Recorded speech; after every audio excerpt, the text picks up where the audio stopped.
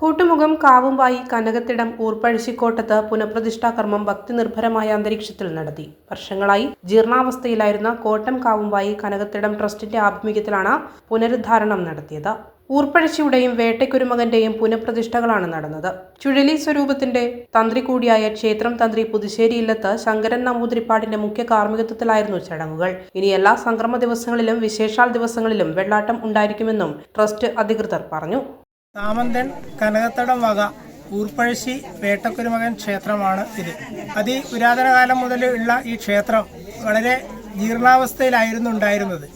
4 വർഷം മുമ്പ് നടത്തിയ സ്വർണ്ണ പ്രശ്നത്തിൻ്റെ ചിന്തയിൽ നിന്ന് ഉരുത്തിരിഞ്ഞ കാര്യങ്ങളാണ് ഈ ജീർണാവസ്ഥയിലുള്ള ക്ഷേത്രം പുനരുദ്ധരിക്കുക എന്നുള്ളത്.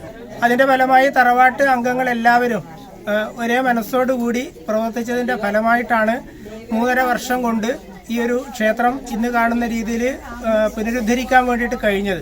ചുഴലി സ്വരൂപത്തിൽ ഉൾപ്പെട്ടതാണ് സാമന്തൻ കനകത്തടം.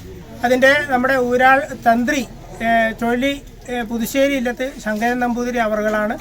അദ്ദേഹത്തിൻ്റെ മുഖ്യ കാർമ്മികത്വത്തിലാണ് ഈ കഴിഞ്ഞ 18-ാം തീയതി മുതൽ തുടങ്ങിയ നവീകരണ പുനഃപ്രതിഷ്ഠ കലശം ഇന്ന് വളരെ ശുഭകരമായ രീതിയിൽ പര്യവസാനിച്ചിരിക്കുന്നത്. തുടർന്ന് എല്ലാ വർഷവും വിഷു സംക്രമത്തിന് കാലത്താൽ നടത്തി വരാറുള്ള ഊർപ്പഴശ്ശിയുടെ വെള്ളാട്ടം, അതുപോലെ എല്ലാ സംക്രമ ദിവസങ്ങളിലും നട തുറന്ന് പൂജാതി കർമ്മങ്ങൾ, മറ്റ് വിശേഷ ദിവസങ്ങളിലും അതുപോലെ നട തുറന്ന് പൂജാതി കർമ്മങ്ങൾ നിർവഹിക്കുന്നുണ്ട്.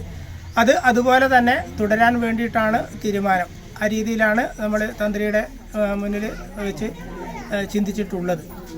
പ്രതിഷ്ഠയുടെ ഭാഗമായി ജീവകലശം, നവകപൂജ, അധിവാസം വിടർത്തിപ്പൂജ, പ്രസാദ പ്രതിഷ്ഠ, പ്രധാന പ്രതിഷ്ഠ, ഉച്ചപൂജ എന്നിവയും നടത്തി. പുതുശ്ശേരി ഇല്ലത്ത് സുജിത്ത് നമ്പൂതിരി സഹകാർമ്മികത്വം വഹിച്ചു. ക്ഷേത്രം മേൽശാന്തി വട്ടക്കുന്നം ഇല്ലത്ത് വാസുദേവൻ നമ്പൂതിരി, ട്രസ്റ്റ് അംഗങ്ങളായ SK Kumaran, SK Radhakrishnan, ASK Savithri, SK Kunhiraman Nayanar, Satheesan, Saraswathi, Anoop എന്നിവർ നേതൃത്വം നൽകി. പ്രതിഷ്ഠാ ചടങ്ങിൽ കനകത്തിടം ട്രസ്റ്റ് കുടുംബാംഗങ്ങളും നാട്ടുകാരും പങ്കെടുത്തു. അന്നദാനവും ഉണ്ടായിരുന്നു.